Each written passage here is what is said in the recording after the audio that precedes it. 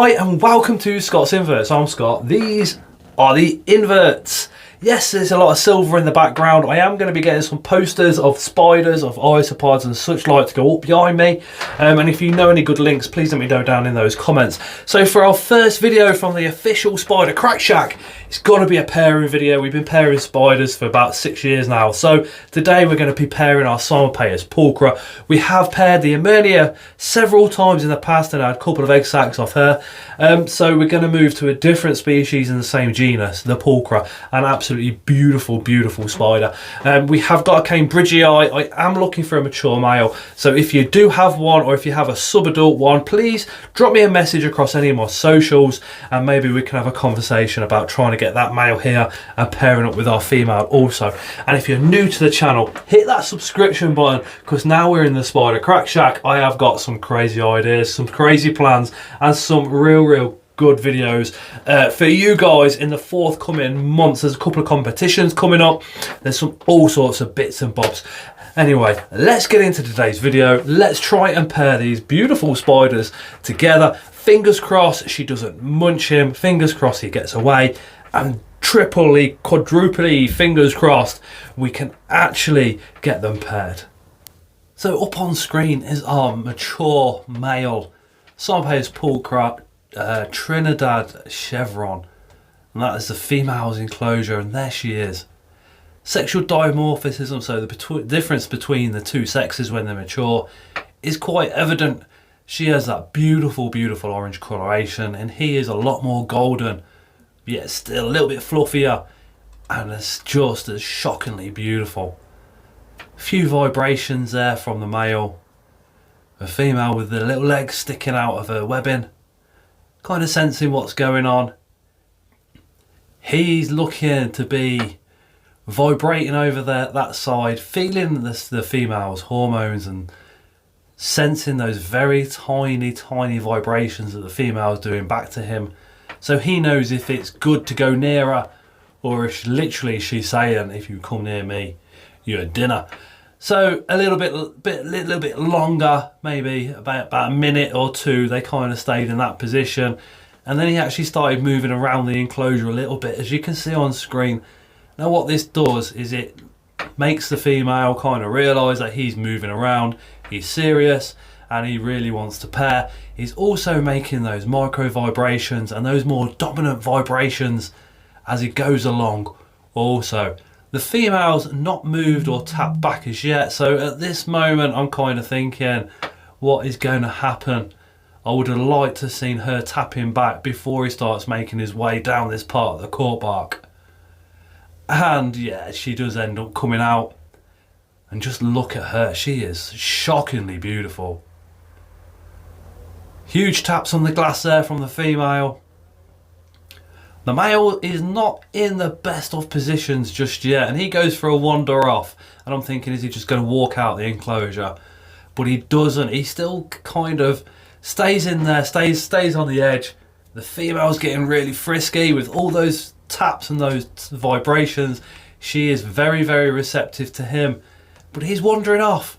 It could be all over before it's even started, but he is still actually tapping back and vibrating back, which is a really good sign. And she is still very receptive, tapping all those front four legs quite strongly also. So he knows he is in with a good chance of a pairing. He's just still very nervous, still very worried about being eaten by our female. I mean, but again, just look how beautiful they are. And the differences between the two sexes currently is absolutely amazing. You would be forgiven for thinking that they're actually two separate species, because they kind of look it. But if you look at the male's paws, you can see the orange. It's not the red like on the Emernia. There is a different orange colorization, and it's the same color that's on the female's legs and those paws of the females right there also. I kind of zoomed in on the legs, hoping that we could see her tap. But, there we go. But as per usual, when you want a spider to do something for a camera, they usually do the opposite to what you want them to do. And there he is, just vibrating ever so gently down in the corner, letting our female know that he's still there. I kind of think about this vibrating and tapping process, this courtship ritual. The only way I can kind of humanise it is it's like they're trying to chat each other up, or he's literally on the pull, if you like. He's on the pull to get the female, so he's chatting her up. And we get to this point here, so they're actually touching. The male's hooks are quite dominant on this male, and what he wants to do is pin her legs up in the air. So those massive fangs that she's got, she will not be able to use. She will not be able to strike down if he can get her in the correct position. Now, again, I've spoke about this on lives and on other videos, but I always find if the male's got the higher ground, you're more than likely going to get a pairing. And I think this is because the male knows he's got that easy escape route, which is straight up and out, and the female can only go down. I think when the males are on the bottom and the females are on the top, the males feel very intimidated. They're backed into a corner, they've got nowhere to go, so they slowly try and vibrate and back away, and that pairing tends to not happen. Whereas when the males are on top, like we're seeing now on screen, it tends to all go quite swimmingly, and it all tends to happen.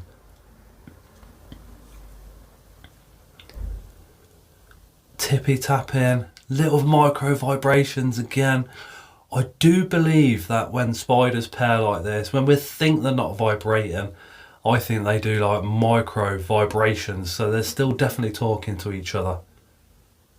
And we know very little about spider hormones and pheromones, so it's hard to say if these guys actually produce any while they're courting like this.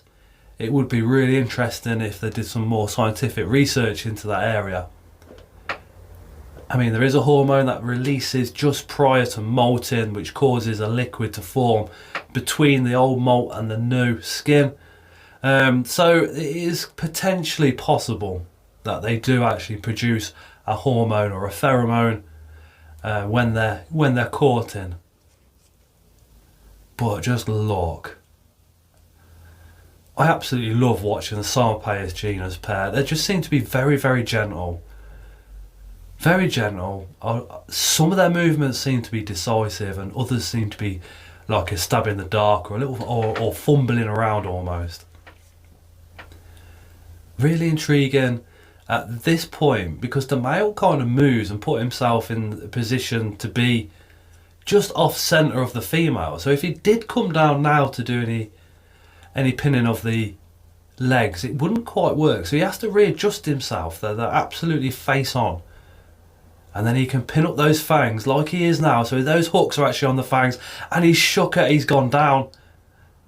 Oh my word. It's happening. Oh my god. He, with pinning her up against the glass wall there, he's going to feel so confident. He's probably actually asserted 2 or 3 times. It's all done, it's all dusted, but is he going to go back in for a second go? No, he comes back up.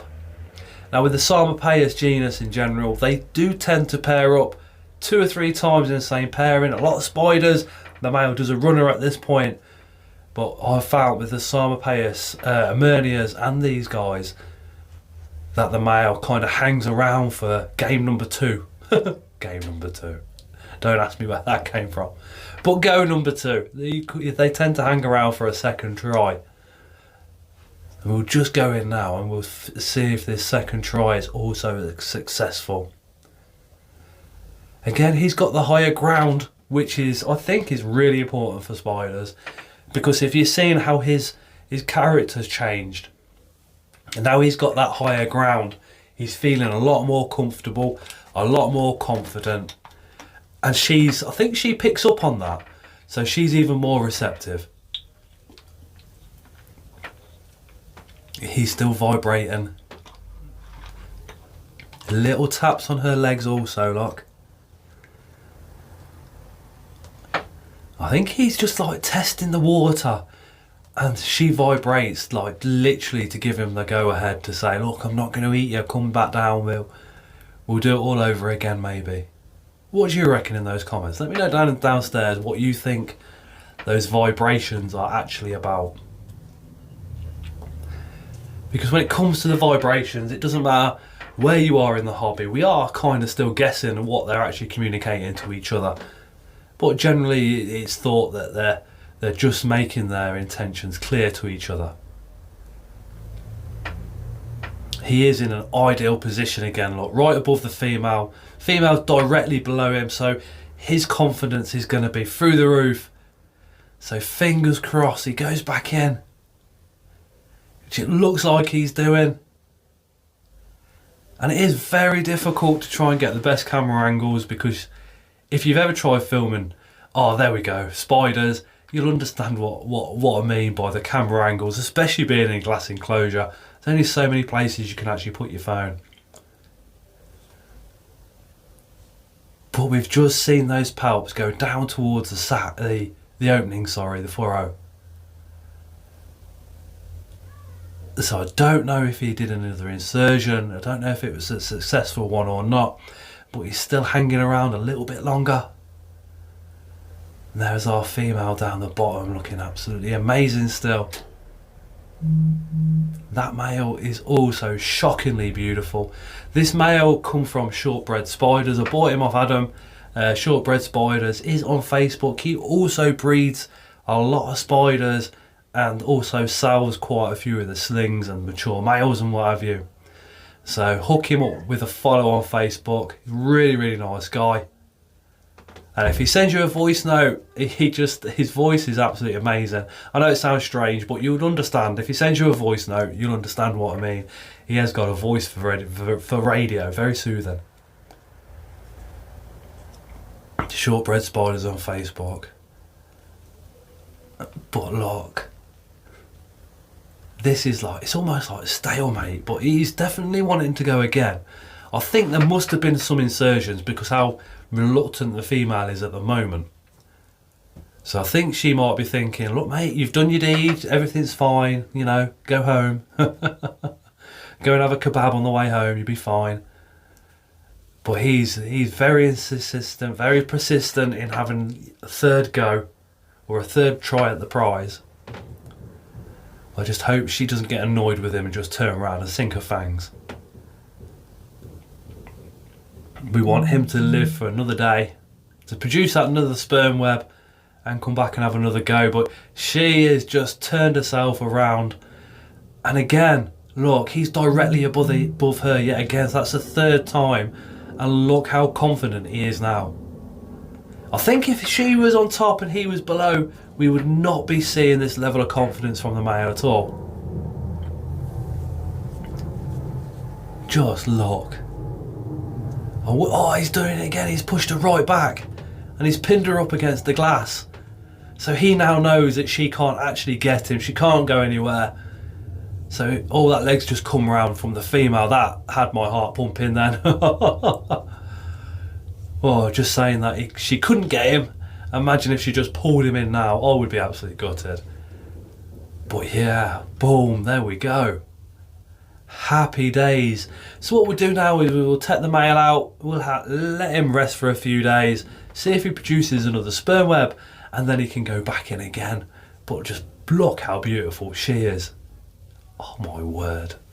Boom! So that was our Psalmopoeus pulchra pairing with the female. Absolutely amazing. What we will do is we will drop him in a couple more times in the next week, and hopefully he'll produce another sperm web. That's most importantly, he drops another sperm web, because then he can go back in. We 100% know he's fully loaded, and if they pair up, in our minds we're thinking yes, we'll get an egg sac.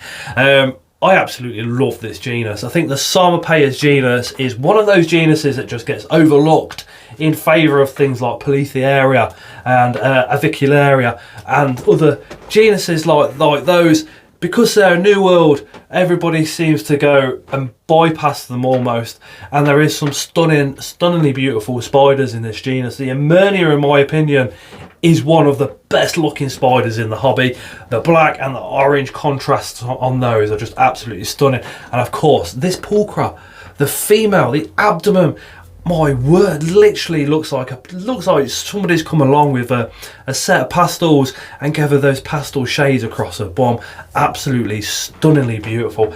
Anyway guys, thank you so much for watching, and just before we finish, let me tell you about the Tuesday lives. So we've been a bit irregular over the last couple of weeks due to moving house and getting this place done here, insulating it all out. We have recorded the journey, so please check out our previous videos. Today also we've gone around the outside and used expanding foam in all the gaps to try and seal it, as well as there is some more additions happening in this room in the forthcoming weeks, so I'll video those and show you exactly what we're doing. But with the Tuesday lives, 1 week in 4, with work I'm on call. So being on call means I can come home, I can get called out. Any late jobs that come in, which take you past on kind of 5, 6 o'clock at night, get given to whoever's on call. And if there's any early jobs, like at 5, 6 in the morning, they tend to go to the on-call person as well. So on the weeks that I'm on call, I'm going to be missing the lives. So like this week, this Tuesday, I missed it because I was on call. Lucky I did, because I was actually called out at 4:30 in the morning. So when I got home around 6, 7 o'clock, I was absolutely wiped out. Chris's Zoo on Wheels actually did it for me instead, and we moved all the spiders from the old house to here and then into this room as well as. So 1 week in 4, Chris will either do it, or maybe Charlie, he might also do one. But what we'll start doing is whoever's covering that 1 week, I'm going to put their link onto the YouTube community post, so you guys can see that at home and think, well, Scott's not live, let's see who else is live on the Tuesday.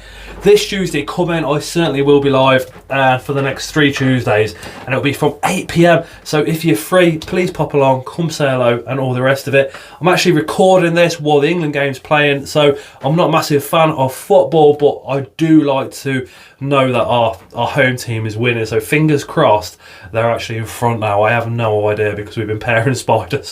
I know, football fans, I apologise to you now, but my spiders are far more important. But I thought it was quite cool to try and get a pairing video in as being the first video from here, because we've been pairing spiders for around 6 years now. So, and it's something that I really enjoy. It's something that I like to watch, how the different species kind of interact with the male and the female, and the difference in vibrations and the tapping that they do, and even the insertion, because some spiders flick all the way back.